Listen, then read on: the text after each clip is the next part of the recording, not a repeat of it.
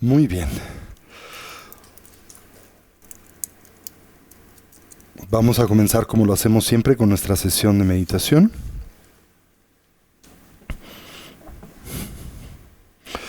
Y como preámbulo de la misma, la yoga de las 9 respiraciones.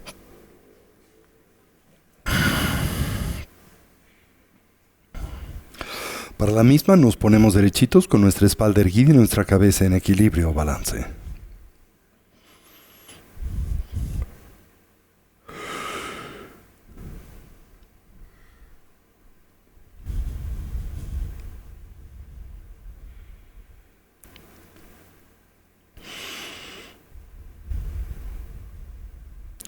Recorremos a nuestro cuerpo desde la coronilla de la cabeza hasta las plantas de los pies. Generamos una imagen mental de nuestra forma física.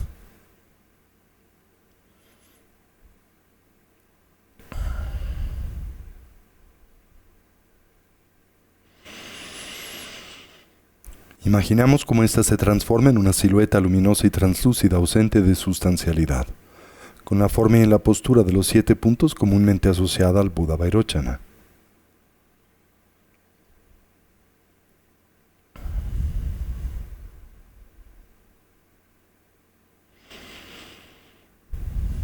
En nuestro medio surge el eje primario del sistema de energía sutil, constituido por el canal central, el Avaduti, así como por los 2 canales adyacentes, el masculino Rasana y el femenino Lalana. Al primero le concebimos como una espiga luminosa de color azul profundo no más gruesa que el dedo meñique de la mano. Recordamos parte de la coronilla de la cabeza, ese punto conocido como la apertura de Brahma, comúnmente localizado 8 dedos por detrás de la línea original del cabello, donde el mismo se extiende y abre como un embudo, como la punta de un mosquetón. Baja rectamente, a manera paralela,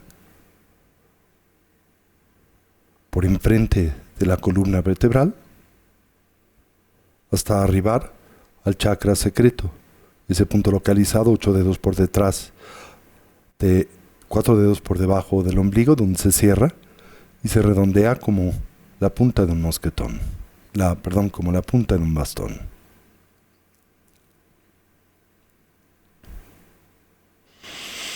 Los 2 canales adyacentes parten de las fosas nasales. Se extienden y suben hasta la coronilla de la cabeza, donde se encorvan como el cuello de un bastón, bajando paralelamente al canal central con el que se conectan en ese punto 4 dedos por debajo del ombligo. El canal masculino de color blanco, el femenino de color rojo. Para los hombres, el masculino a la derecha del canal central, para las mujeres en la posición inversa. Así, nos involucramos con la yoga de las 9 respiraciones, acompañándola de esa forma especial de respirar que conocemos como la del ámfora o de la vasija. Inhalamos la forma pura del prana y exhalamos aquella obnubilada o contaminada. Al inhalar intentamos retener la totalidad de nuestra capacidad pulmonar.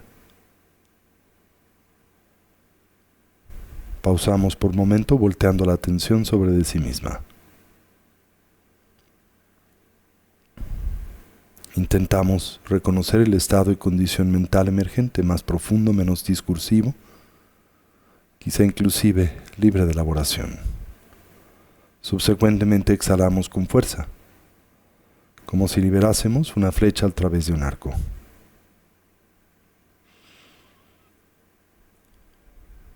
Sacamos 30% del prana presente en la parte superior del cono pulmonar. Así debilitamos a los vientos kármicos y fortalecemos al viento de sabiduría comúnmente presente en el medio del canal central y del que dependen las altas funciones de la conciencia. Hacemos esto 3 veces para el canal masculino y 3 para el femenino con sus respectivos colores, terminando con la práctica de la gran vasija o el bumpachen. Para la misma inhalamos simultáneamente por ambas fosas nasales, retenemos la respiración, volteamos la atención sobre de sí misma Giramos el estómago 7 veces en el sentido de las manecillas del reloj, 7 veces en el sentido contrario. Exhalamos con fuerza. Y repetimos el proceso 3 veces. Presionamos con el dedo pulgar la primera falange del dedo anular. Le abrazamos en el gesto conocido como el puño adamantino con nuestros dedos índices ligeramente extendidos.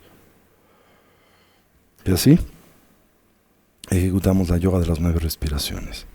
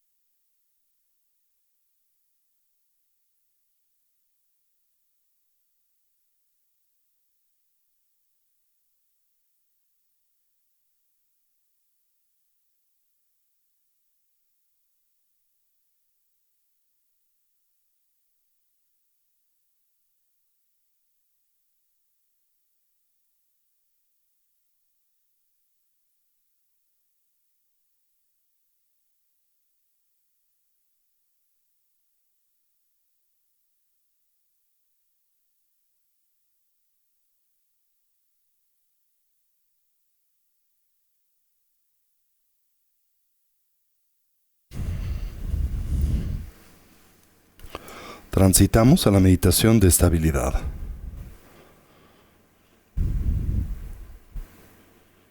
La práctica de la recolección del respirar. Cualquier idea, sensación o estímulo que en nosotros surja, la observamos y liberamos. Consciente y lúcidamente, intentamos dejarla pasar, sin elaborar sobre de la misma. Con una actitud de suavidad y naturalidad, volvemos la atención o recolección sobre el flujo natural de la respiración. Simultáneamente atendemos a la esfera de las sensaciones táctiles, en especial aquellas naturalmente asociadas a la respiración, comenzando por la relajación.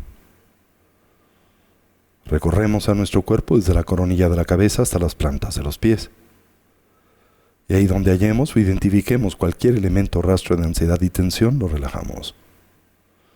Si se nos facilita y como un medio hábil a inhalar, imaginamos en nosotros penetra luz y claridad. Concebimos cómo la misma se vierte sobre de esos puntos de tensión y ansiedad. Al hacerlo los ilumina, distiende y relaja. Y al exhalar imaginamos esa tensión nos abandona, lo hace, como vapor de agua que espontánea y naturalmente se diluye o desvanece en el vacío.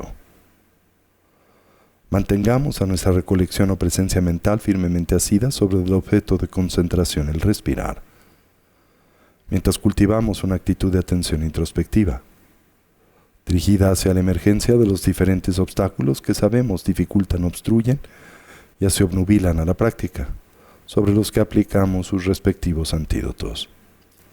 De experimentar extremidación nos concentramos en la exhalación y así la sensación gradual o progresiva de tranquilidad y relajación que le acompaña, y de ser presas del hundimiento mental, el soporsueño o la mera pérdida de claridad, nos concentramos en la inhalación, en la viveza y alerta, en la claridad mental que ésta propicia.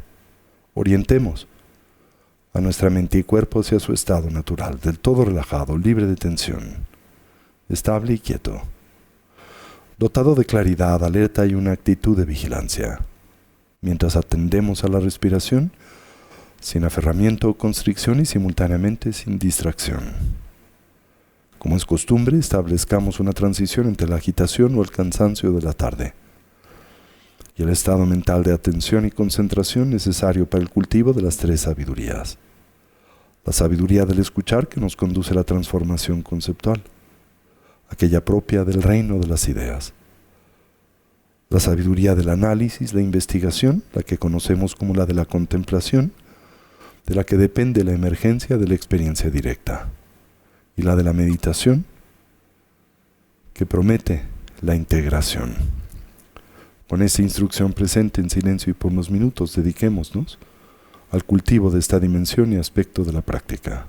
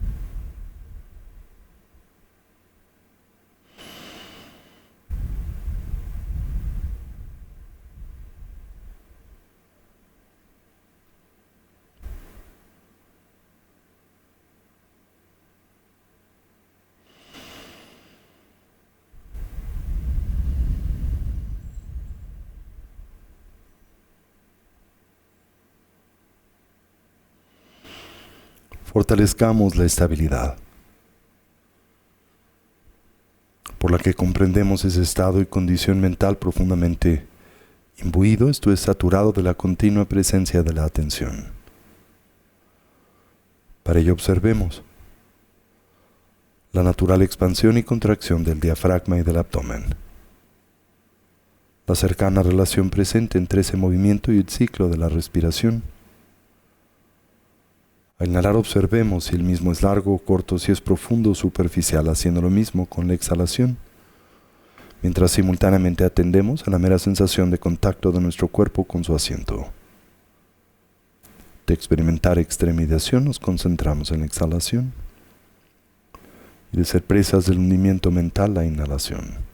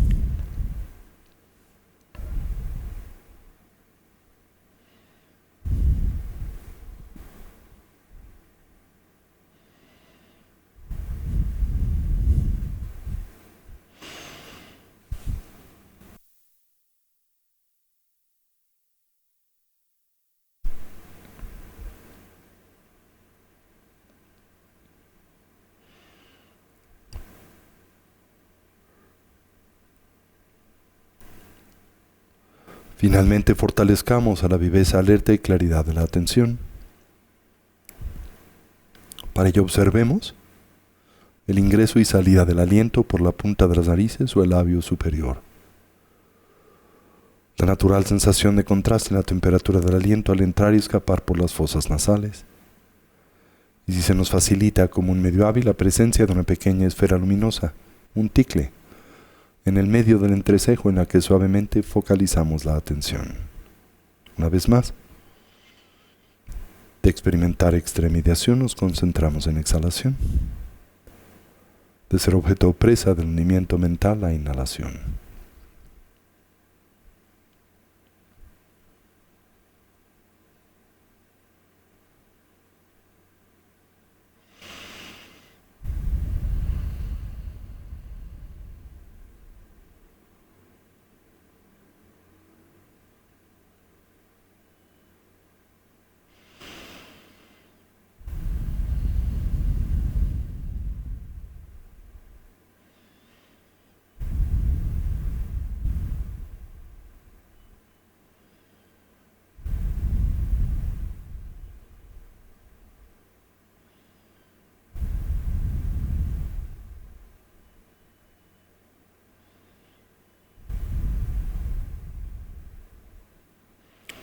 Y ahora gradual y suavemente transitemos hacia la meditación discursiva.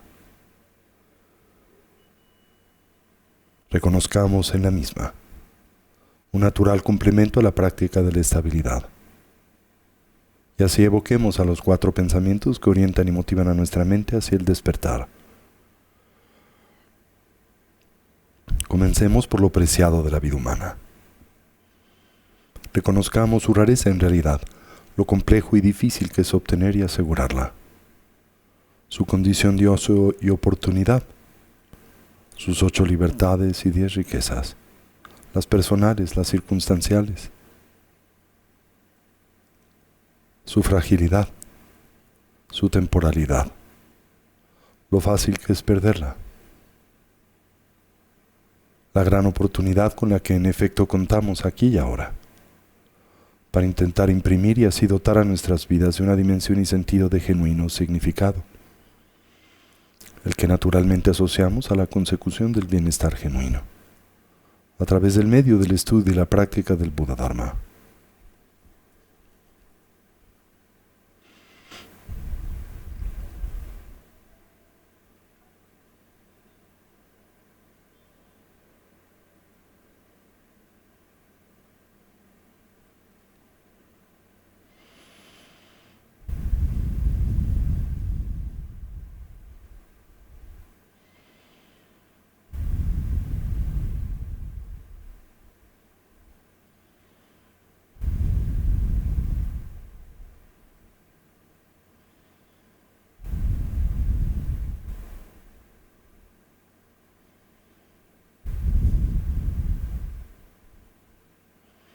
Atendamos a la muerte y la impermanencia, señalando cómo todo cambia y se transforma instante a instante, momento a momento, y como en realidad nada y nadie duran para siempre.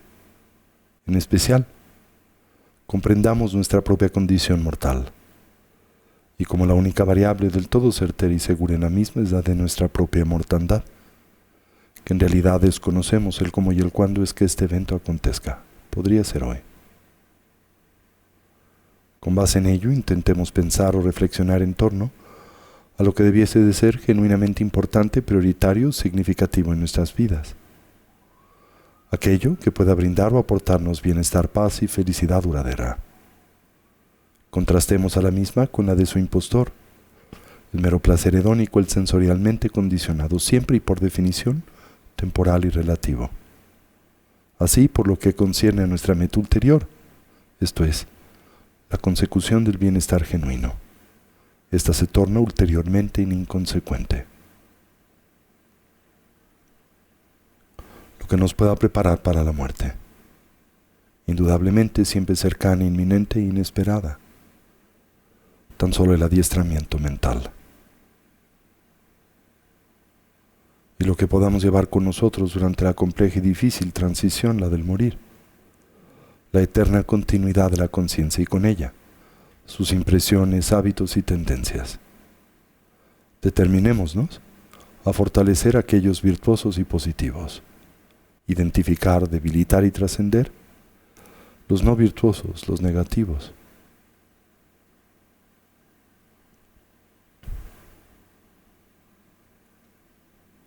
Exploremos a las causas y sus consecuencias. Como nuestro presente es el natural resultado de nuestra actividad pasada, la de mente, palabra y cuerpo. Como nuestro futuro será el efecto de la suma de nuestra actividad pasada y presente. Como todo lo que hacemos, pensamos y decimos se torna así insignificativo, haciéndonos plenamente responsables de nuestra propia vida y vidas, en especial de la experiencia que de estas derivamos, siempre personal, íntima y subjetiva.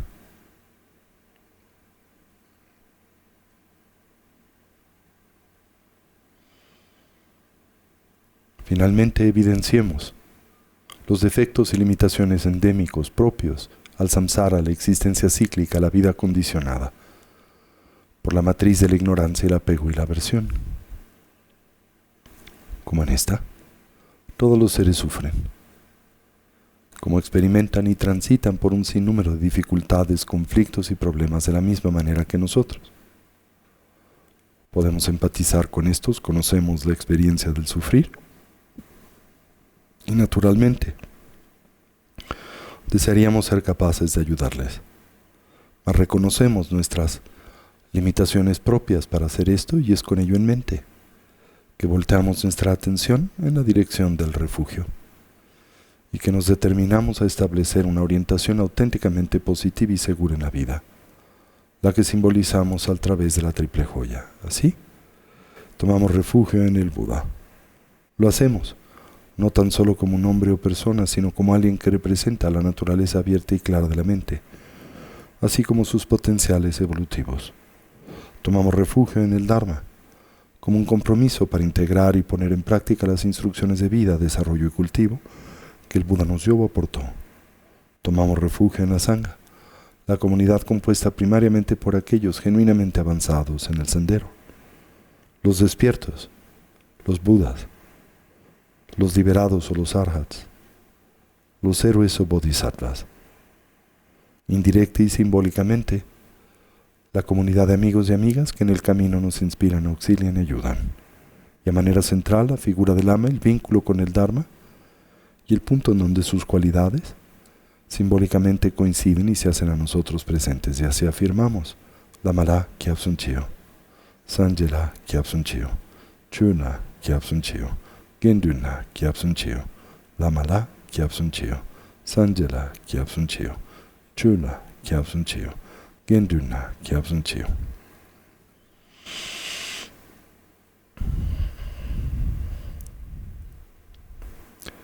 Volvamos ahora a la práctica del Tonglen, la del dar y el tomar, uno de los métodos esenciales y principales en el contexto de la tradición mahayana para el cultivo de esa honda y poderosa mentalidad, esencial en el sendero del héroe espiritual, la bodhicitta. Comencemos por imaginar una persona que nos es cercana, a un ser amado, un hijo, un hermano, un pariente, un amigo, alguien que conocemos bien y por el que experimentamos un sentimiento natural de cercanía y preocupación, quien hoy transita por una circunstancia de adversidad. Puede tratarse de una económica, social, psicológica o física. Evoquemos mentalmente, tan vívidamente como nos sea posible, a esta persona. Imaginemos la naturaleza de sus conflictos, de sus dificultades y de su sufrimiento, las causas que lo propician, tanto las externas como las internas. Subsecuentemente y a manera simbólica, visualicemos a la pureza fundamental de nuestra conciencia, esto es, a nuestra naturaleza búdica, nuestra capacidad para el despertar,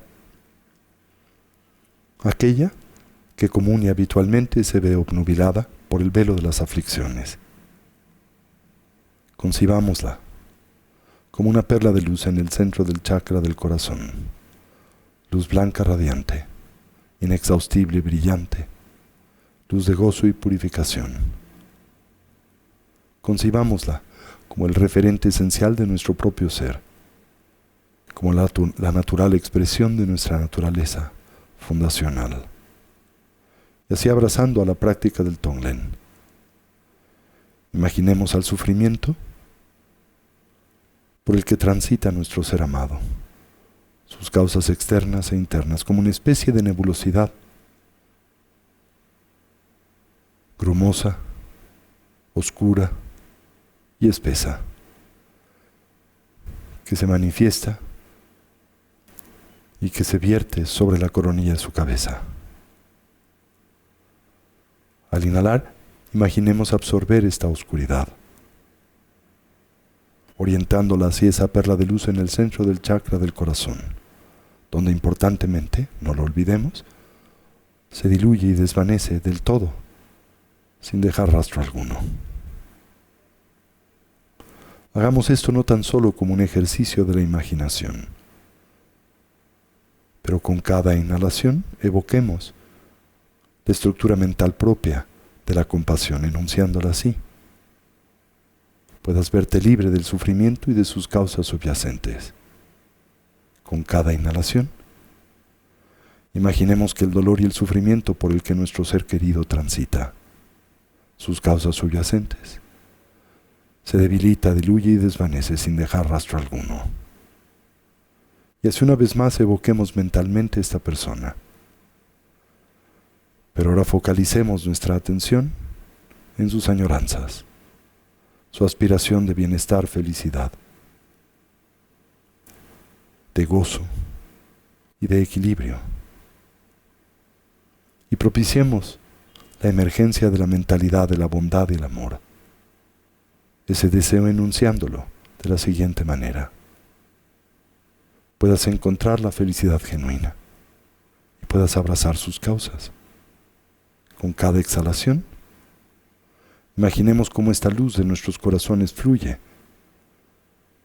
hacia ese individuo o persona, como una luz suave de bondad y de amor, de sanación y bienestar, como del todo llena y satura esta persona y le llena de felicidad. Imaginemos que esto es así aquí y ahora, mientras sincronizamos a la práctica con la respiración, procediendo en silencio por un momento.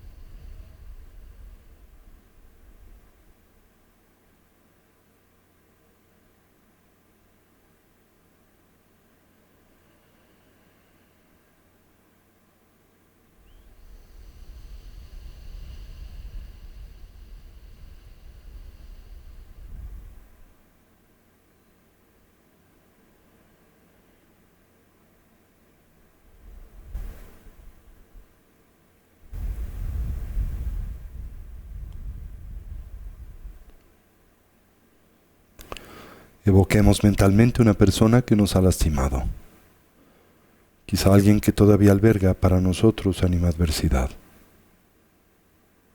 Al evocar mentalmente esta persona, investiguemos si las cualidades que en la misma identificamos como reprensibles son verdaderas o imaginarias, o si pueden ser en efecto parcialmente genuinas y simultáneamente una mera proyección de nuestra propia mente.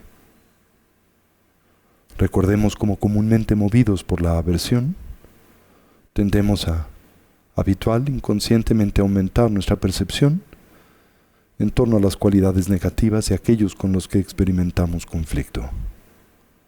En todo caso, y aquí yace la distorsión, hallamos en esta persona una intrínsecamente conflictiva y problemática. Esos conflictos parecen presentarse a nosotros desde fuera, desde su propio lado, del todo independientes a la experiencia y evaluación que de los mismos hacemos. Con cada inhalación, absorbamos esas cualidades negativas, las causas de su sufrimiento, ya sea las presentes en la vida de la persona, en la nuestra, o en la relación entre una y otra. Orientémoslas hacia esa perla de luz en el centro del chakra del corazón, donde se diluyen y desvanecen sin dejar rastro alguno. Con cada inhalación imaginemos la dispersión de esas cualidades o de esos comportamientos que hallamos difíciles. Imaginemos y sintamos como todas las aflicciones y los oscurecimientos de la mente y del corazón se desvanecen. Simplemente se extinguen en esa perla de luz en el centro del chakra del corazón.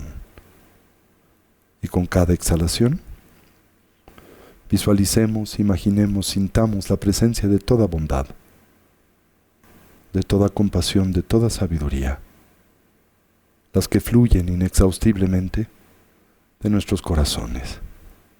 Y con cada exhalación, una vez más, evoquemos la mentalidad y el sentimiento de la bondad amorosa.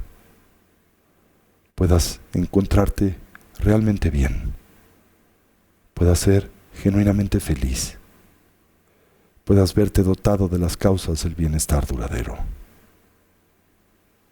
Imaginemos cómo esta persona se ve del todo saturada por la luz de la bondad y cómo en consecuencia experimenta una sensación profunda de gozo, aquella consecuente de la actualización de la bondad amorosa y la compasión. Imaginemos cómo esta luz del todo satura a la persona, como en ésta se hace cada vez más brillante e incrementa su gozo y bienestar. Sincronicemos esto con la respiración y una vez más procedamos en silencio por unos minutos.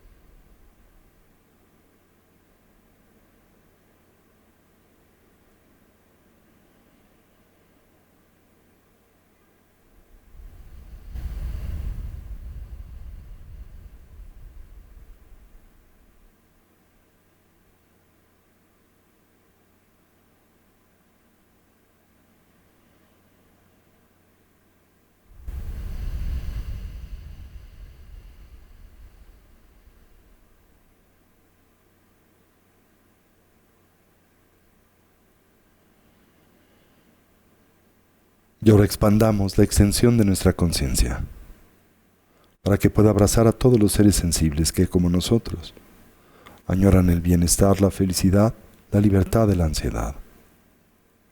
Con cada inhalación, absorbamos su sufrimiento conjuntamente con sus causas subyacentes. Hagámoslo, a la manera de una especie de nebulosidad, oscura, espesa y brumosa. Con cada inhalación,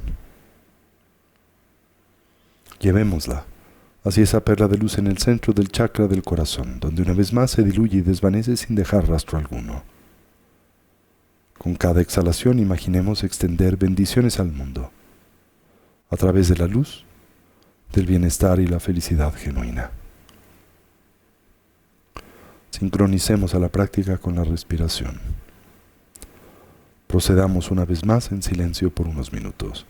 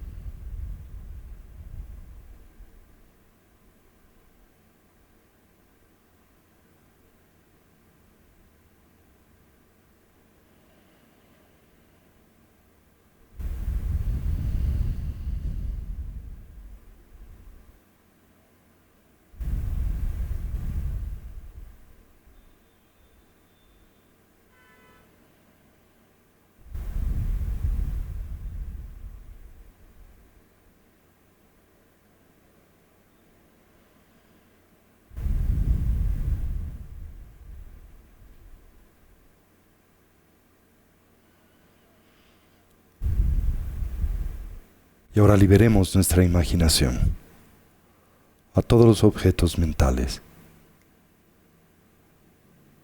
Y en una aproximación del todo ausente de esfuerzo, simplemente asentemos a nuestra conciencia en su propia naturaleza, más allá de la bifurcación entre sujeto, objeto y acción. Intentemos entonces morar por un instante en este estado del todo libre de elaboración, libres del aferramiento y de la distracción.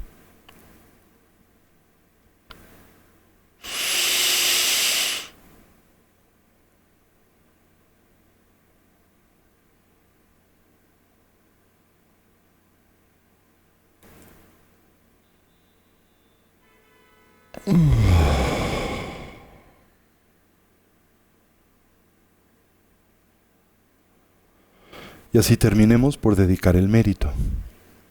Deseemos cualquier potencial positivo que a través de este medio hayásemos nosotros desarrollado o cultivado sirva y sea de beneficio a todos los seres. Que podamos todos actualizar nuestros potenciales como trascender nuestras diversas limitaciones. Que una mentalidad altruista pueda nacer donde no ha nacido y se incremente donde ya existe. Que todos los seres puedan ser felices y dejar de sufrir. Que pronto todos podamos actualizar la condición de la conciencia de sabiduría y compasión de un Buda, no solo en nuestro propio beneficio, sino también en aquel de los que nos rodean. Imaginemos el centro de nuestros corazones irradia un intenso haz de luz blanca, como se extiende hacia todos los seres, mundos y dimensiones, y como se funden aquellos que hoy más lo necesitan, como los que sufren de hambre y de enfermedad, los que transitan inconscientemente el estado intermedio entre la vida, la muerte y el renacimiento, aquellos que se ven expuestos a tragedias naturales, a diferentes expresiones de violencia, en especial la de la guerra, y aquellos sobre los que se depositan grandes responsabilidades, en especial aquellos que carecen de herramientas para implementar y expresarlas exitosamente. ¿Así es? Así es. Así es.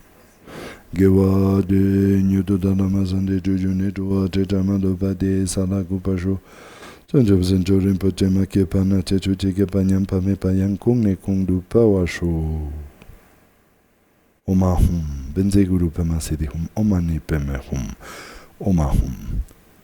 Y así incorporamos y traemos este espacio y lugar de nueva vez nuestra atención.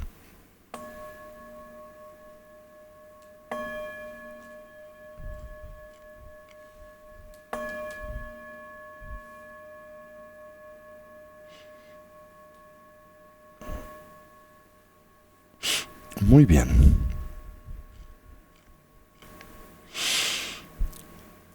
¿Me recuerdan dónde nos quedamos la semana pasada? Los negativos. ¿Empezamos o íbamos a empezar? Muy bien. Bien. Recapitulando, recuerden que estamos progresando en nuestro estudio de las etapas del camino al despertar. Esta particular aproximación al desarrollo de la mente y corazón popular en la tradición indotibetana y particularmente en la tradición reformada del budismo tibetano, la tradición Gelugpa, aunque, como también les he señalado y compartido recurrentemente, esta estructura de estudio y práctica en realidad empapa la totalidad de la presentación propia del budismo tibetano, específicamente aquella fundacional que conocemos como la del Sutra Mahayana, ¿sí? El preámbulo precisamente tanto del estudio como la práctica del Sendero del Diamante o el Vajrayana. Recuerden que en el contexto de la presentación de las etapas del camino al despertar, dividimos este régimen de estudio y práctica en tres diferentes aplicaciones y dimensiones. Aquellas que son propias del practicante de capacidad inicial o inferior, las que son propias del practicante de capacidad intermedia y finalmente las que caracterizan al practicante de capacidad superior. Dentro del contexto del practicante de capacidad intermedia, de hecho, el tránsito entre aquel de capacidad inferior y el de capacidad un poco más madura y avanzada, la intermedia, hallamos este ciclo de prácticas de análisis introspectivo que tienen por objetivo el dilucidar la naturaleza del despertar de la budeidad. Y es en ese contexto que señalamos las cualidades que son propias de un Buda. ¿Se acuerdan? El objetivo de ese señalamiento es que nosotros podamos poco a poco construir a esta, la primera de las tres joyas, como un objeto confiable de refugio. Y que a través de ese medio en nosotros se detone una reorientación vital hacia precisamente una dirección que concebimos genuinamente positiva y segura y que ilustramos o centramos en la figura del despertar de la iluminación. Simultáneamente, recuerden central el tener presente que la figura de un Buda no debe meramente contemplarse como una a nosotros externa y por lo tanto un objeto ajeno de devoción, sino al mismo tiempo es una que debe de señalar el potencial presente en todos los seres sensibles y en nosotros en particular para emular ese estadio, ese nivel, esa dimensión de desarrollo evolutivo, que trátase de uno que todos y cada uno de nosotros potencialmente tiene la habilidad de actualizar, ¿sí? Y que corresponde simultáneamente a la naturaleza esencial de la mente primigenia, que conocemos como la mente natural, por ejemplo en la tradición del Mahamudra, o simplemente como la esencial en la tradición de la gran perfección. ¿Ok? Bien, comúnmente este tema se aborda desde diferentes ópticas, pero una muy importante en la tradición indotibetana es examinar la estructura de lo que denominamos los 51 factores mentales. Los factores mentales corresponden a la estructura perceptual o funcional que es característica de la mente conceptual. Recuerden que desde la perspectiva de la tradición budista tibetana, particularmente desde la óptica de su teoría del conocimiento, epistemología, A la conciencia se le analiza desde la óptica de una propuesta dividida en 3 dimensiones.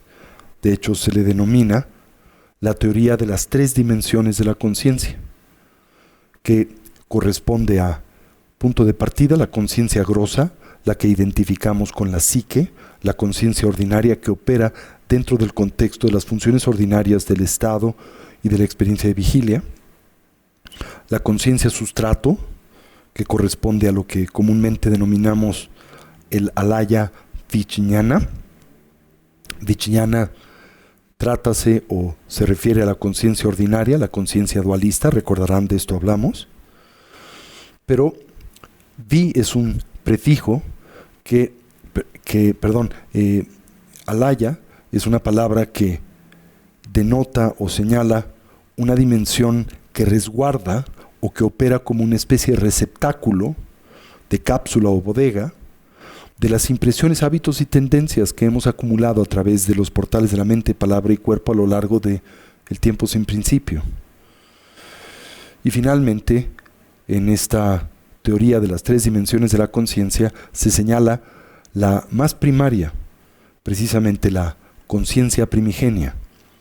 Cada una de ellas posee particulares características. Por ejemplo, la conciencia grosa o la psique se concibe como una conciencia personal, ¿verdad?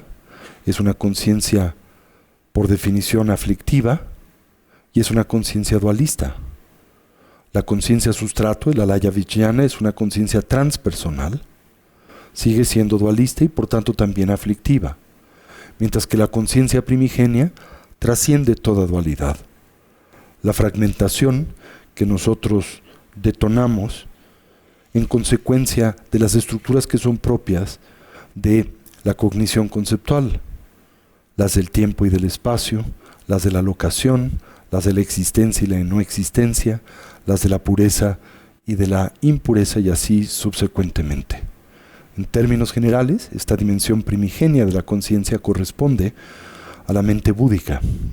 Y bueno, aquí lo que estaremos primariamente analizando es la dimensión de la conciencia grosa, de la psique, que se divide en 51 distintas funciones cognoscitivas que simultáneamente dividimos en 4 grandes categorías, lo que hemos denominado como los eventos mentales omnipresentes, los eventos mentales objeto asertivos, los eventos mentales no virtuosos, que precisamente serán aquellos que hoy analicemos, los eventos mentales virtuosos, los eventos mentales variables.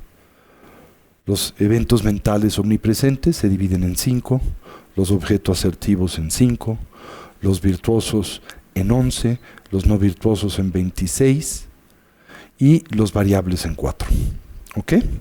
Hoy hablaremos de los no virtuosos, estos 26 pues, eventos mentales, estructuras de la cognición, de la conciencia dualista, que un Buda del todo ha purificado, ha hecho a un lado y ha sustituido por las estructuras propias de la mente virtuosa y eventualmente, inclusive, más allá de la conciencia conceptual, la dualista, por la conciencia primigenia.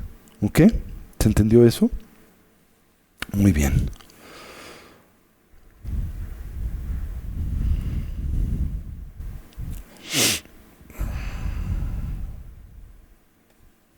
Bien, el primero de estos eventos mentales no virtuosos, que también podríamos describir como aquellos que simple y sencillamente no son de plena utilidad para nosotros, un señalamiento que corresponde precisamente a evidenciar su inhabilidad para detonar en nosotros bienestar y felicidad genuina.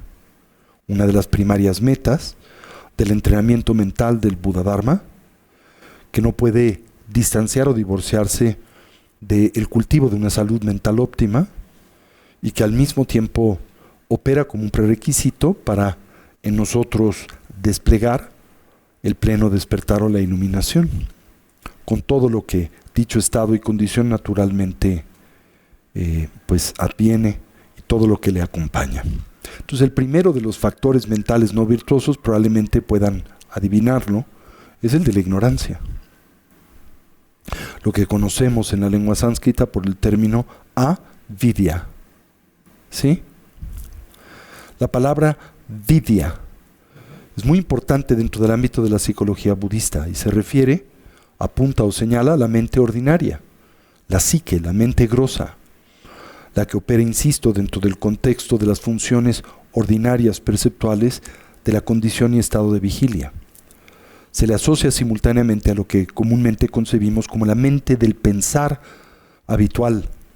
Evidentemente trata de una cognición que es dualista, esto es, que considera que existe una distancia entre sujeto, objeto y acción, que le aporta y proyecta a cada uno de estos elementos identidad intrínseca, que le asocia a diferentes tipos de cualidades sustanciales. Ahora, la palabra vidya, que es una de las varias que se utilizan dentro del ámbito de la epistemología del budismo indio para referirse a esta dimensión pues primaria o elemental de la conciencia,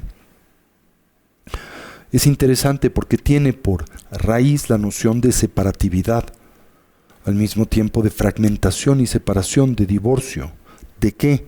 De la dimensión esencial, de la dimensión primigenia de la conciencia que en nosotros opera y se manifiesta a través de una estructura libre de elaboración dualista.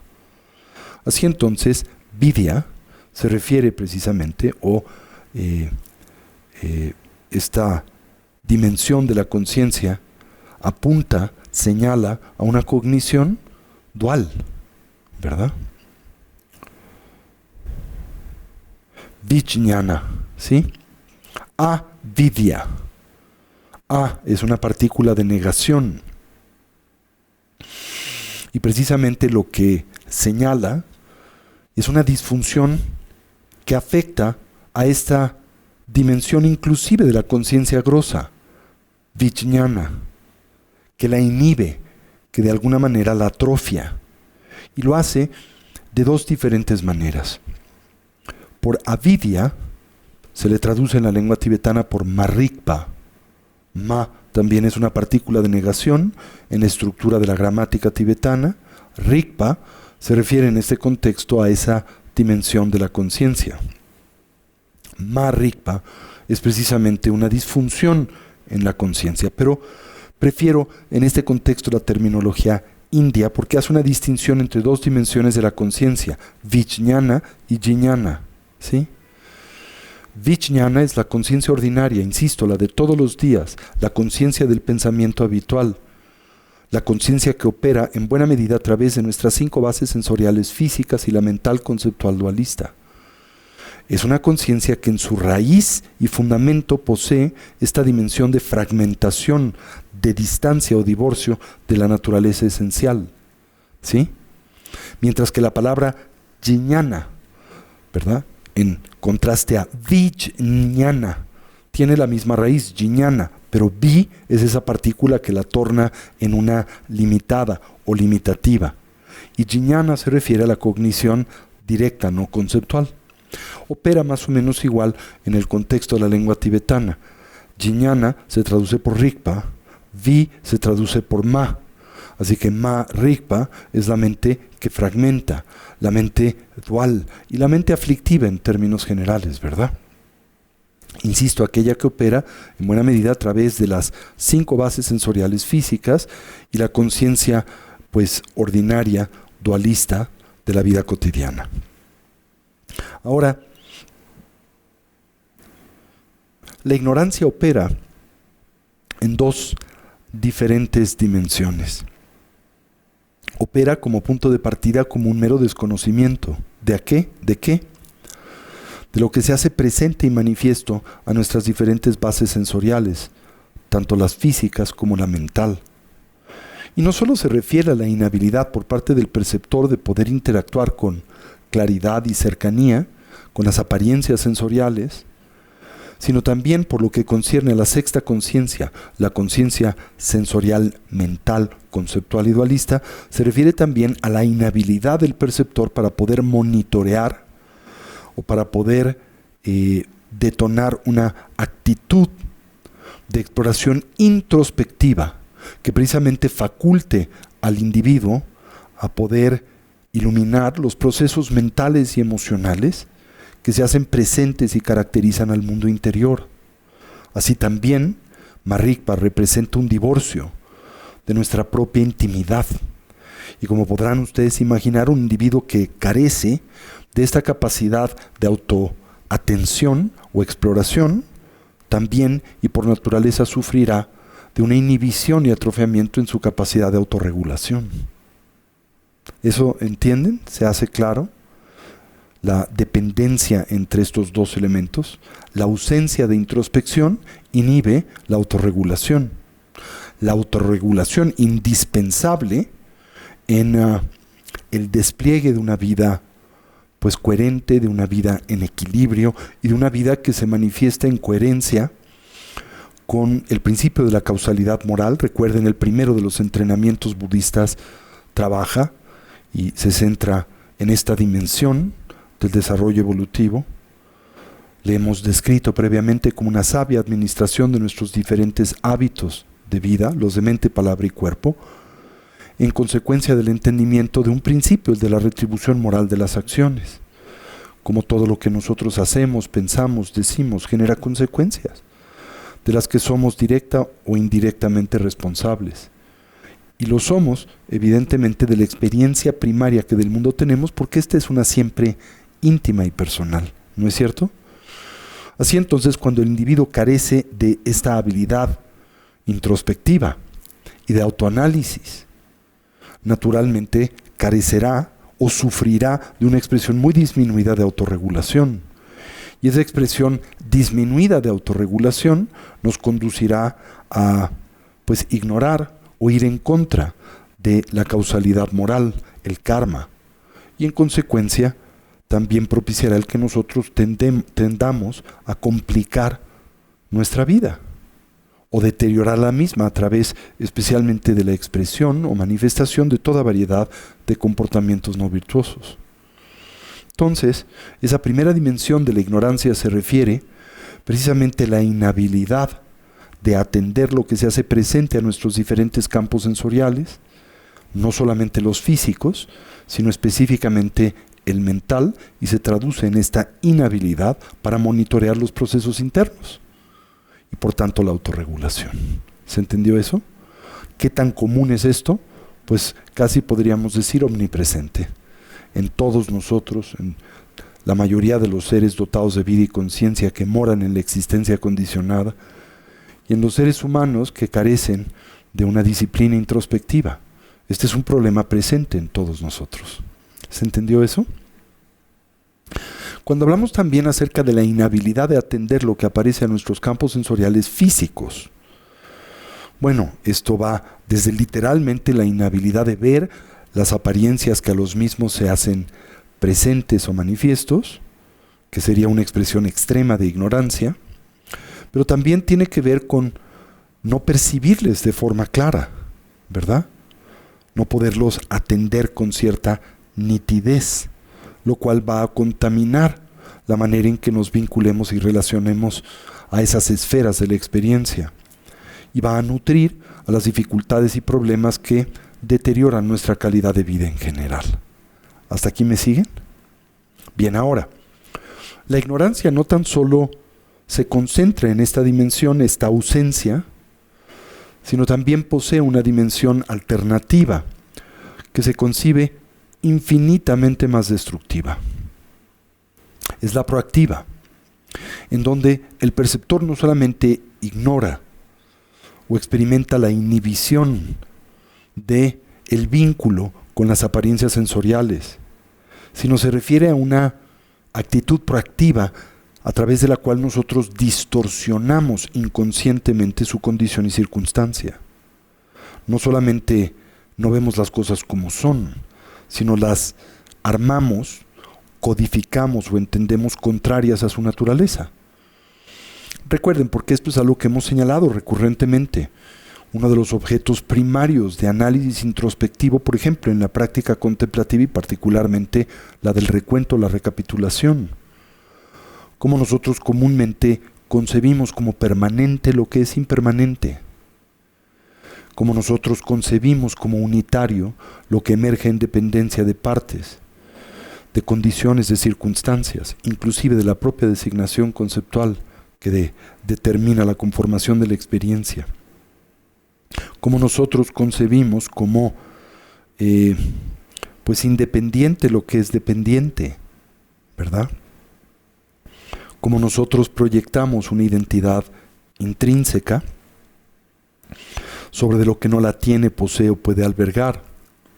Como nosotros concebimos, el mundo de nuestra experiencia se caracteriza por cualidades sustanciales que le son endémicas, positivas, negativas o neutras, con las que nos vinculamos y relacionamos a través, naturalmente, de los patrones del apego, la aversión o la indiferencia.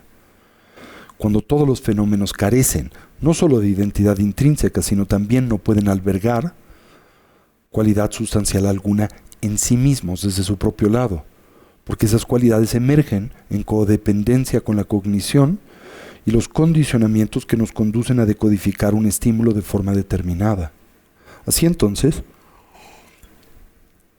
la ignorancia se manifiesta de estas dos maneras y formas, a través de un mero desconocimiento y a través de una distorsión activa.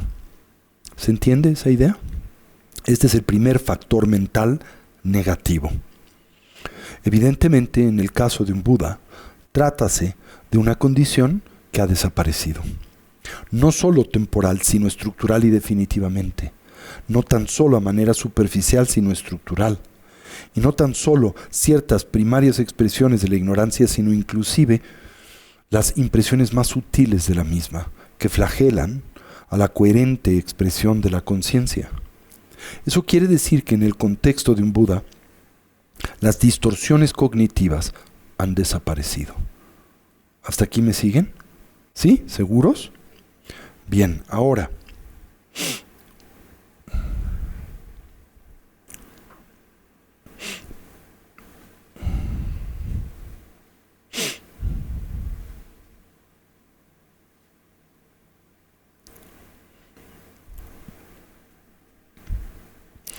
en la tradición budista se dice que un prerequisito indispensable para detonar la condición del despertar es el desarrollo de una salud mental óptima. Y esa salud mental óptima es una que se asocia al cultivo de 4 primarios equilibrios, de los que hemos previamente hablado, recordarán. El equilibrio que atiende o afecta a esa primaria facultad característica de el desempeño vital de todo ser sensible, que es la del deseo y la volición, lo que hemos descrito como el equilibrio conativo, el equilibrio de la atención, el equilibrio cognoscitivo y finalmente el equilibrio emocional. ¿Se acuerdan? Bien, ahora, particularmente pertinente a lo que llamamos ignorancia es el desequilibrio cognoscitivo. De hecho, podríamos en buena medida equiparar una dimensión especial de la ignorancia con esta modalidad de disfuncionalidad o de desequilibrio, la cognoscitiva. ¿Hasta aquí me siguen? En contraste, el alivio de dicho desequilibrio es la funcionalidad perceptual. Exploremos entonces cómo es que ese desequilibrio cognoscitivo se manifiesta en nosotros y empleemos un modelo que es particularmente popular dentro de la tradición budista tibetana, en diálogo con las disciplinas cognitivas occidentales contemporáneas. Un modelo que se divide en 3. El modelo de el déficit cognitivo, de la hiperactividad, el modelo del déficit cognoscitivo, de la hiperactividad cognoscitiva o la mera disfuncionalidad cognoscitiva. Insisto, esa disfuncionalidad es la que caracteriza la función de la conciencia ordinaria de los seres samsáricos, como nosotros. En contraste, la dimensión en pleno equilibrio de esa facultad es la que caracteriza a un ser liberado, un arhat, y en forma todavía más profunda a la conciencia del todo lúcida y purificada de un Buda. ¿Sí? Bien. Entonces, la característica distintiva de una conciencia o cognición en equilibrio es que permite que el individuo pueda percibir al mundo sin la presencia de los desequilibrios de la proyección conceptual de la omisión conceptual o de la distorsión conceptual. Esto es muy importante y es muy ilustrativo. Una vez más, una característica distintiva del equilibrio cognoscitivo es que le permite al perceptor atender al mundo y sus apariencias, ¿verdad?, libre de los desequilibrios que naturalmente acompañan a tres distorsiones mentales, que son la proyección conceptual, la omisión conceptual o la mera distorsión conceptual. Es evidente el hecho de que las personas que se encuentran afligidas por extremos desbalances cognitivos, ¿verdad?, pues se manifiestan como ejemplo del todo y completamente divorciados de la realidad, desfasados, si gustan, de la misma, ¿verdad?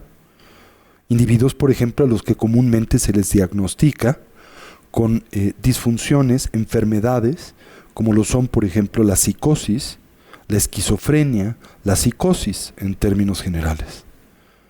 Pero habiendo dicho esto, no se conciban como libres del todo por no transitar por disfunciones tan extremas como estas, de estos desequilibrios que hoy flagelan al balance cognoscitivo. De hecho, personas ordinarias como lo somos nosotros, también somos presas de desequilibrios perceptuales, que se encuentran y yacen en la raíz de una buena parte de la ansiedad, ¿verdad?, y de las dificultades mentales y emocionales por las que en la vida comúnmente transitamos. Este tipo de desequilibrios a menudo se conciben intrínsecos a la propia naturaleza de lo que implica ser un ser sensible, vivo y humano, ¿verdad?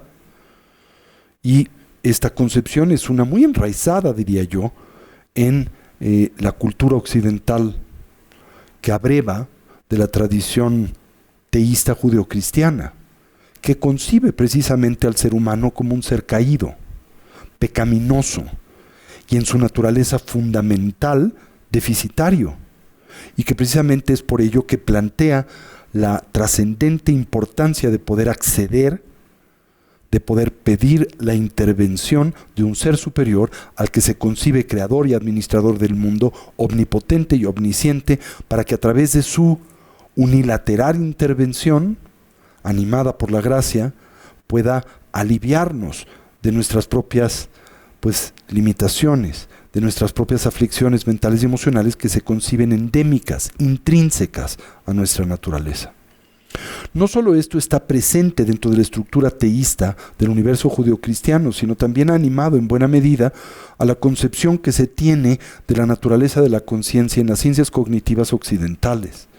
Una condición que tan solo ha empezado a cambiar en buena medida en consecuencia del contacto y el diálogo entre estas disciplinas y la psicología oriental, específicamente la del Buddha-Dharma, a partir de la década de los 80s y a partir de los 90s, propiciando en consecuencia de la madurez de la psicología transpersonal, profundamente influenciada por la psicología budista, con lo que llamamos ese movimiento de la psicología positiva. ¿Sí? Pero hasta la emergencia de la psicología positiva en la década de los 90s, pues podemos sin temor afirmar que las ciencias cognitivas occidentales eran muy dignas herederas de este pesimismo del teísmo occidental, particularmente del cristianismo y el catolicismo por encima de otras expresiones del cristianismo, ¿no? Así entonces, la psicología occidental, ¿a qué se dedicó?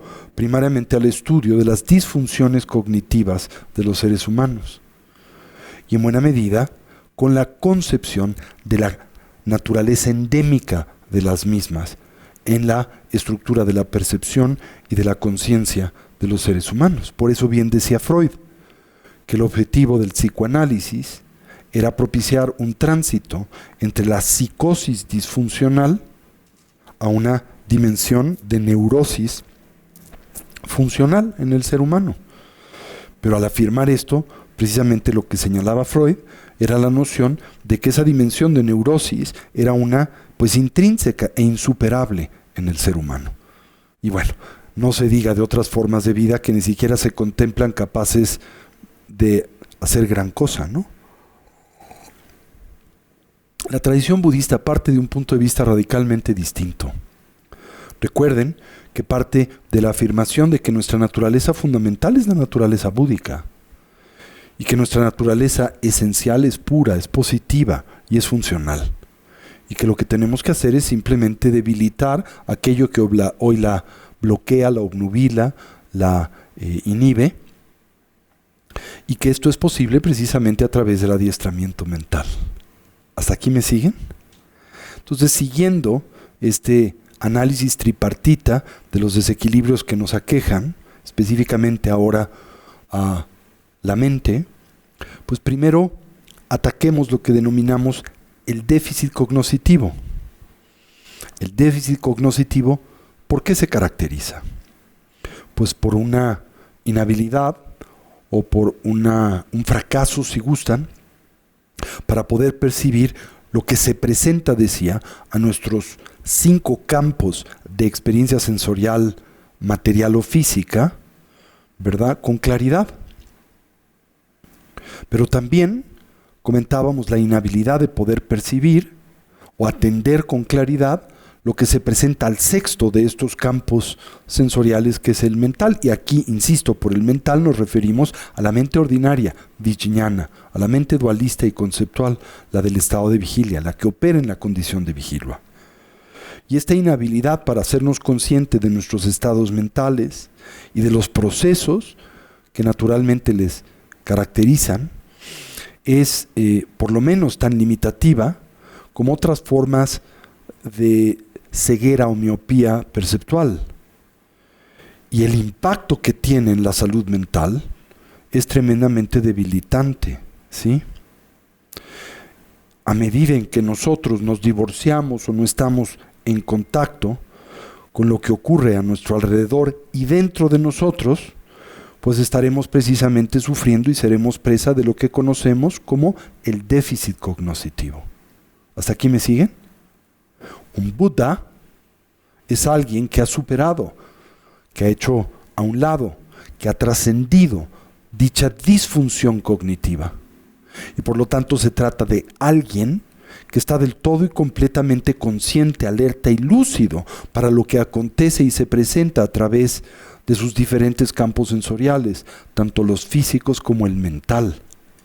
Y además lo hace no tan solo en la dimensión de la mente conceptual dualista, sino ulteriormente a través de la expresión de la mente no conceptual, la mente del despertar, la naturaleza búdica o la conciencia del despertar.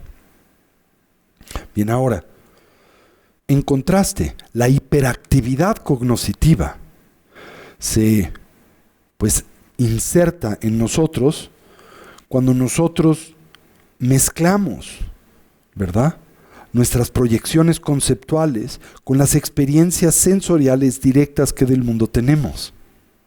Esto es lo que en la psicología budista se denomina fusión cognitiva.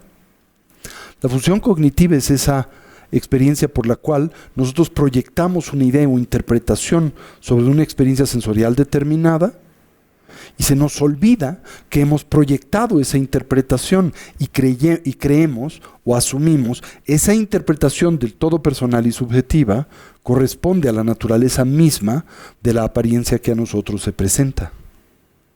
¿Sí? Es esa fusión entre la apariencia y la interpretación que de la misma tenemos. Así nosotros fallamos precisamente en establecer una clara distinción entre la realidad percibida y las presuposiciones las presuposiciones que superimponemos sobre de la misma, las fantasías que proyectamos sobre de la misma. Evidentemente, las personas que sufren, por ejemplo, de algún tipo de psicosis, transitan por una experiencia extrema de ese tipo de disfuncionalidad. Mientras que personas como nosotros, ¿verdad?, experimentamos formas más sutiles de proyecciones cognitivas, pero todos por igual exhibimos algún grado de hiperactividad cognitiva, y esto resulta naturalmente o propicia innecesario sufrimiento, dolor e insatisfacción. Innecesario porque no trátase de algo que por naturaleza tenemos que hacer, y podemos entrenarnos a través del autoanálisis a detectar, evidenciar o hacernos conscientes de esas proyecciones que nosotros emitimos sobre el mundo y que no corresponden a su naturaleza.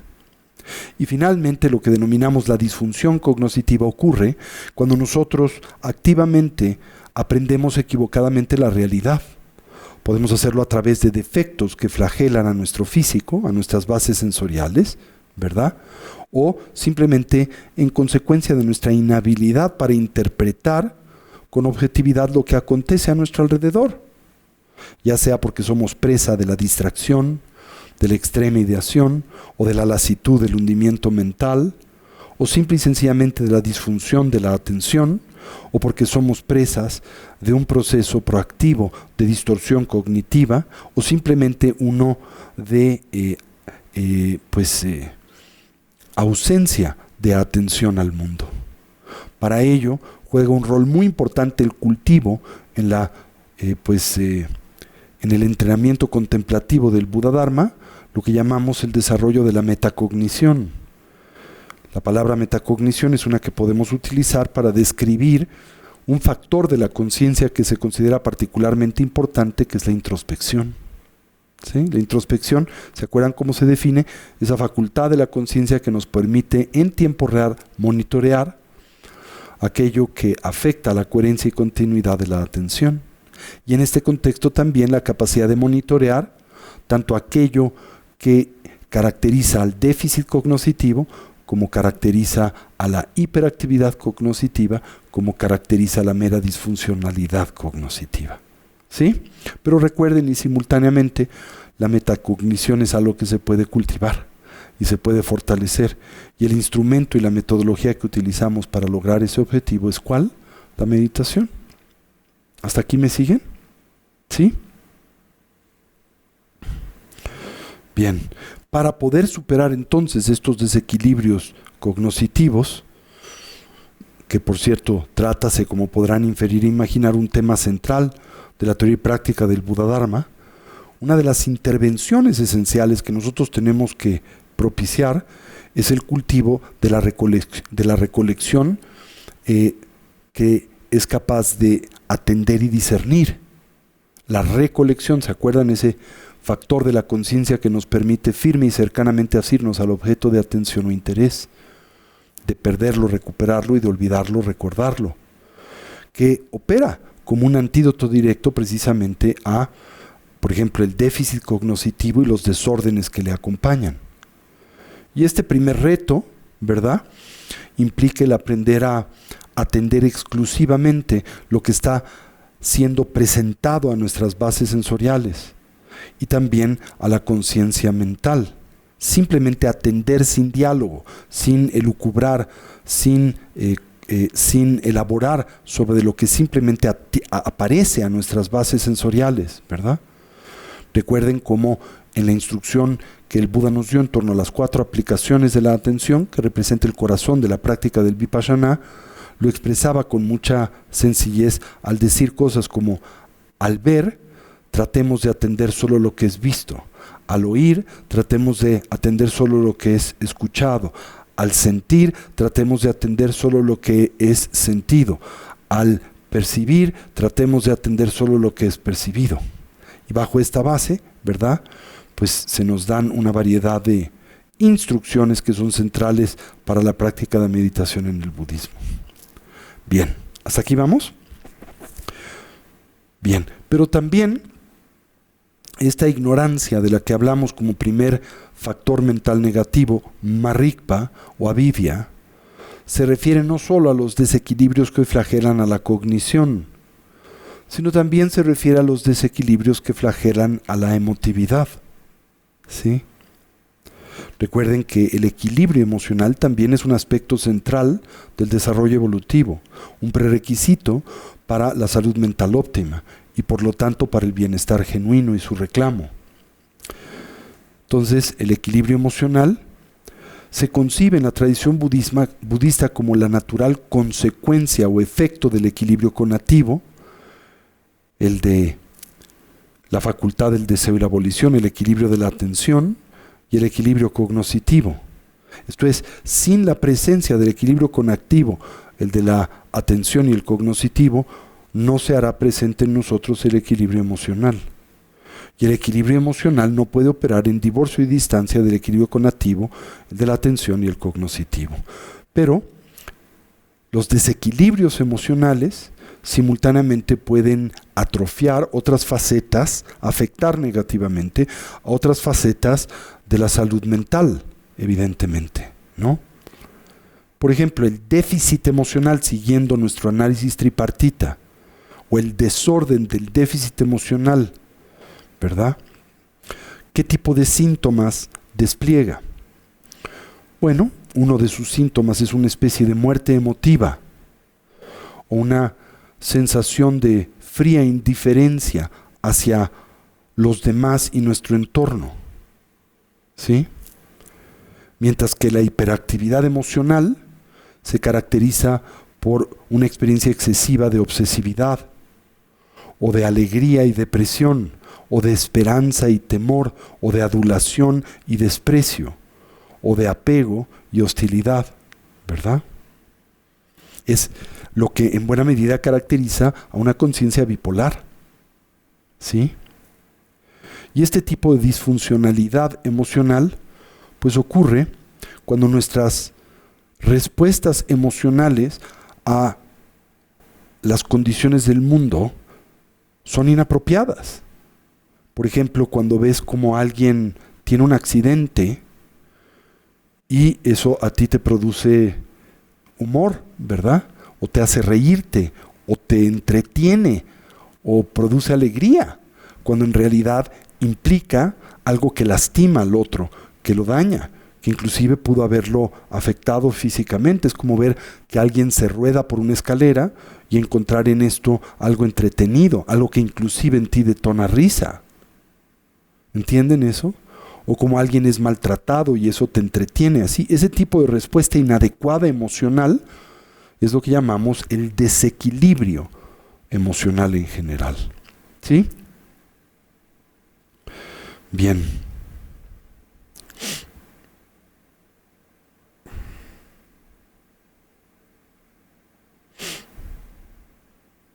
Entonces, la disfuncionalidad emotiva ocurre cuando nuestras respuestas emotivas son inapropiadas a las circunstancias.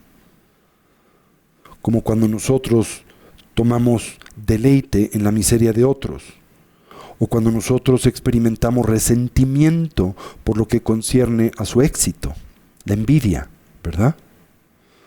Psicólogos y contemplativos en el mundo han diseñado toda una variedad de diferentes tipos de intervenciones para tratar de sanear este tipo de desequilibrio emocional. Algunos son aplicables simultáneamente a nuestra sociedad como toda, y otros están impresos, por ejemplo, en la cosmovisión que es propia de las diferentes tradiciones religiosas del mundo. Pero la tradición budista, el Buddha-dharma, trata estos desequilibrios emocionales a través de una variedad de diferentes metodologías que tienen precisamente por objetivo el contrarrestar tales primarias aflicciones emocionales como son el aferramiento, la hostilidad, la confusión, la arrogancia y la envidia, ¿sí? Y en añadidura nos presenta con una variedad de diferentes tipos de prácticas meditativas que tienen por objetivo cultivar cualidades opuestas a aquellas que afectan negativamente al mundo emotivo, como son los 4 inconmensurables: la práctica de la bondad amorosa, la práctica de la compasión, la práctica del gozo empático y la práctica de la ecuanimidad. Recuerden que a estas se les denomina y llama en la tradición contemplativa budista los 4 pensamientos inconmensurables. ¿Por qué se les denomina así? Primero, porque están orientados a inconmensurables seres, porque nos aportan inconmensurables beneficios, y porque al mismo tiempo tienen como meta algo imposible de limitar o evaluar, de proyección inconmensurable, de beneficio inconmensurable. ¿Sí? Pero podríamos definirles sucintamente, de acuerdo a la teoría budista, de la siguiente manera. A la bondad amorosa se le define como Primero, el reconocimiento en torno al hecho de que todos los seres sensibles, ¿verdad?, en independencia de su condición y circunstancia, desean ser felices. Segundo, el reconocimiento de que no solamente lo desean, sino lo merecen. Tercero, el generar un vínculo con estos. El primero, deseo de que en efecto puedan ser felices e identificar las causas que propician el bienestar duradero, como aquellas que son responsables de sus conflictos y dificultades recurrentes. Y cuarto y último, involucrarnos a través del quehacer vital, con tareas que nos permitan auxiliar a otros a la consecución de la bondad y el amor. ¿Se entendió eso? Bien, ¿cómo se define el segundo? La compasión. ¿Sí?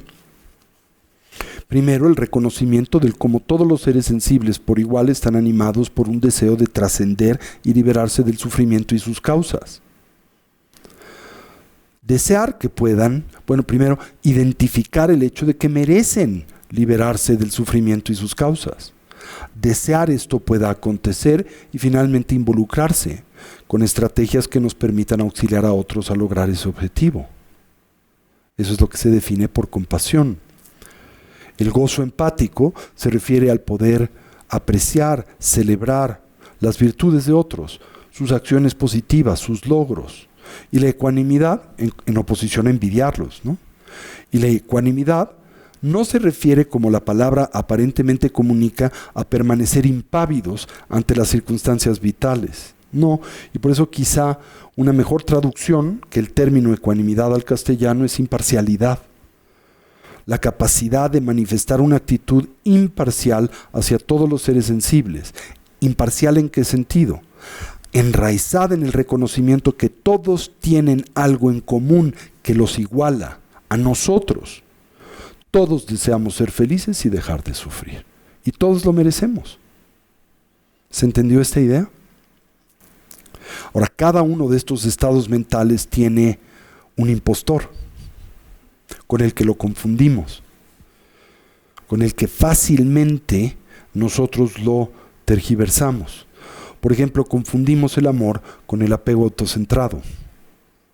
Eso es bien común, ¿no? O confundimos el aferramiento con la bondad amorosa. O confundimos la desesperanza y el dolor con la compasión. O confundimos el hedonismo y la felicidad frívola con el gozo empático. O confundimos la apatía y la indiferencia con la imparcialidad y la ecuanimidad. ¿Sí? Y cuando nosotros cultivamos hábilmente estas virtudes, cada una de estas cualidades nos pueden ayudar a mantener atención de sus contrapartes, de sus impostores. El hedonismo, por ejemplo, y la felicidad frívola se remedian a través de la aplicación de la bondad amorosa.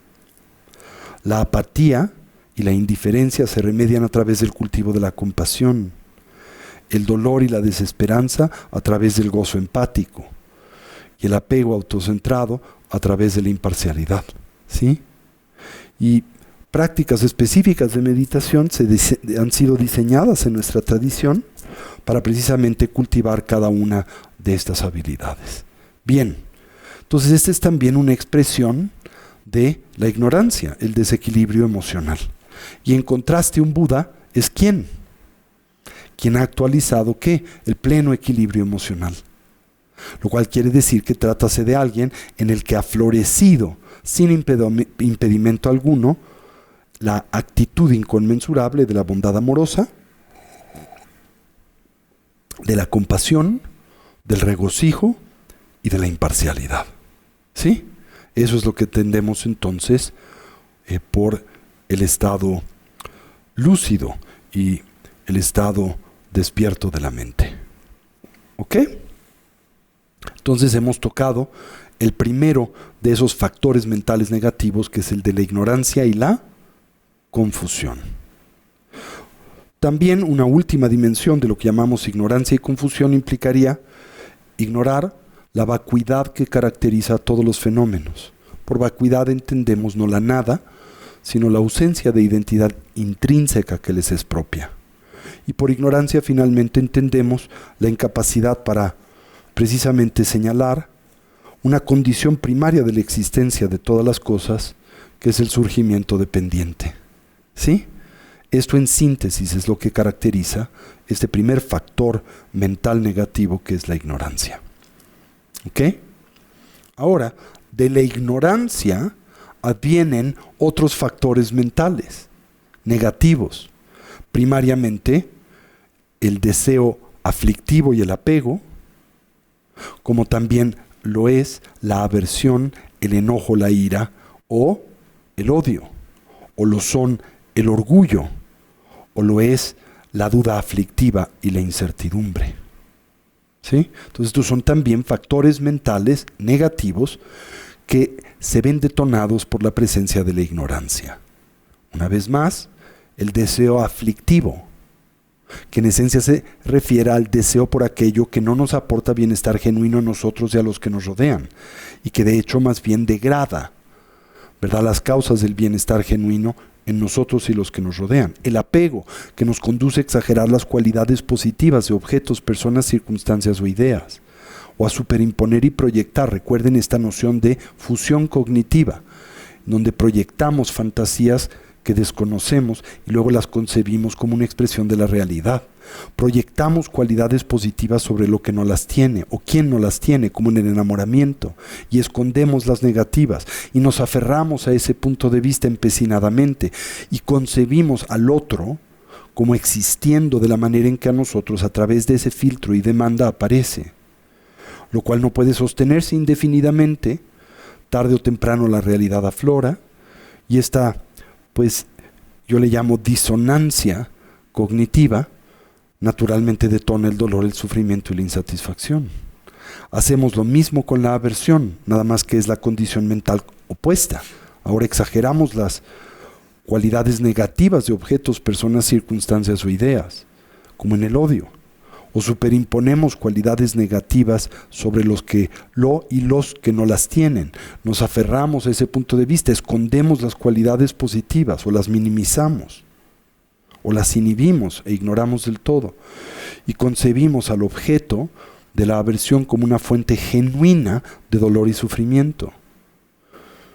Y luego viene el orgullo, que es la exacerbación de nuestro valor e importancia con referencia al de otros, ¿verdad? Que no sentimos valiosos e importantes. Y finalmente, la duda aflictiva, que es una actitud por la que nosotros dudamos de ciertos elementos fundamentales o detonantes principales del desarrollo evolutivo, como es el karma, como es la naturaleza espiritual de la conciencia y su eterna continuidad, como es la naturaleza búdica, esto es el que no somos seres caídos, como es el potencial de la budeidad. Y cuando nosotros manifestamos una duda en torno a esas cualidades, es muy difícil progresar en el camino al despertar. En contraste, un Buda es quien ha actualizado los opuestos de estas limitantes. Ya no sufre de deseo aflictivo, sino de tan solo un deseo de sabiduría. Ya no sufre de apego, sino opera a través del desapego, que no es indiferencia.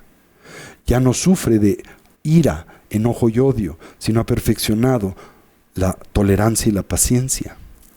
Ya no sufre de orgullo, sino ha perfeccionado la humildad, que por cierto no es pasguatés, ¿verdad? Y ya no sufre de la duda aflictiva, sino ha perfeccionado la sabiduría. ¿Sí? ¿Hasta aquí me siguen? Bien.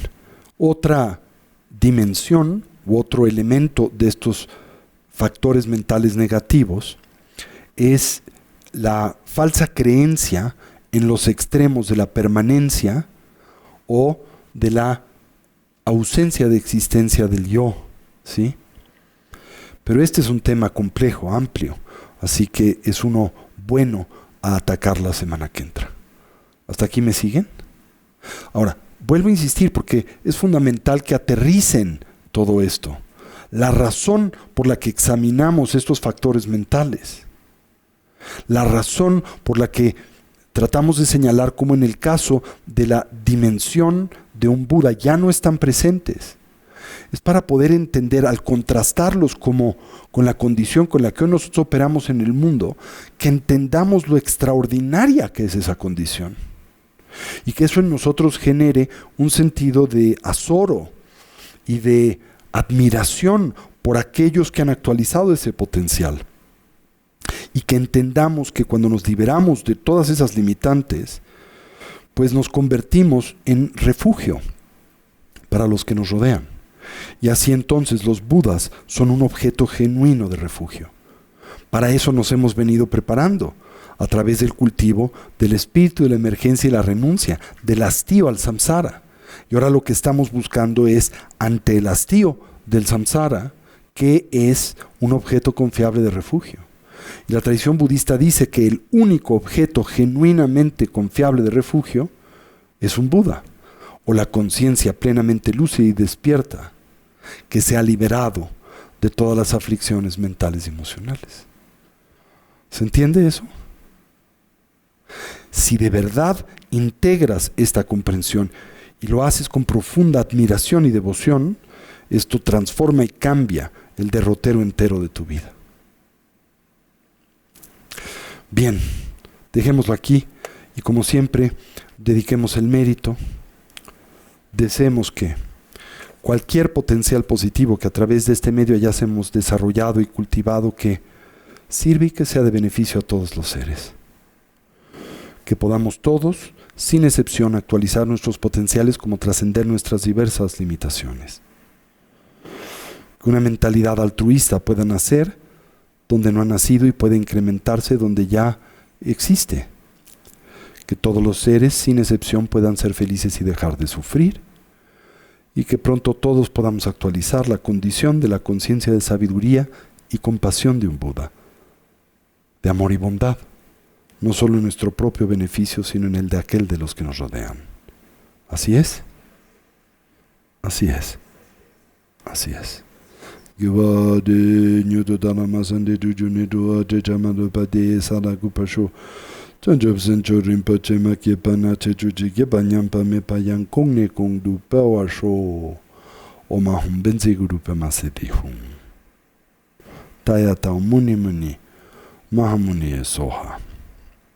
Muy bien, muchas gracias por acompañarme el día de hoy.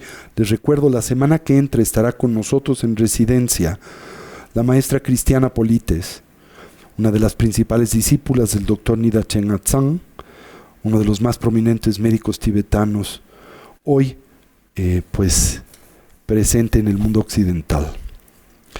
El fin de semana va a estar impartiendo un seminario intitulado La ciencia de la curación, técnicas médicas y yógicas para promover la salud, la felicidad y la longevidad. Sábado 28, domingo 29 de mayo, tanto presencial como virtualmente. Y recuerden que el próximo 25 y 26 de mayo, esto es el miércoles y jueves de la semana próxima, ¿sí?, va a estar impartiendo, tanto presencial como virtualmente en nuestra comunidad de Casa Tibet Querétaro, la conferencia intitulada Técnicas tibetanas médicas y rituales para restaurar la energía vital y optimizar la longevidad. De verdad, son programas muy interesantes de los que van a derivar mucho beneficio, si deseen participar en los dos o en alguno de los mismos. Miércoles y jueves de la semana próxima, creo que es miércoles y jueves, no sé, y sábado y domingo aquí en Casa Tibet o a distancia. Muchas gracias, que tengan buena semana y nos veremos la semana próxima.